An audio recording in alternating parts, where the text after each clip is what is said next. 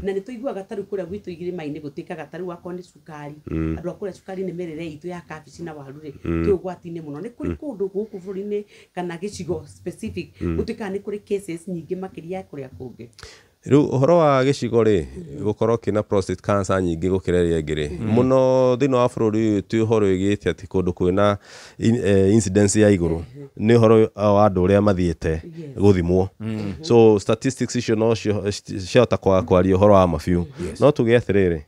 mundu wothe ukinyitie miaka 40 years guthie 45 ni akubatara kwambiria guthimwo na ndarathimwo tu ati uhoro wa cancer athimwo uhoro nginya wa maundu macio mangi ngugaga ma general health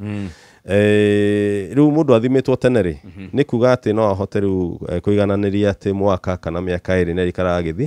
agithimagwo no tuge atiriri maundu megi prostate of course maingi ni mathuri uria mathima kurite so generally kuma miaka 50 55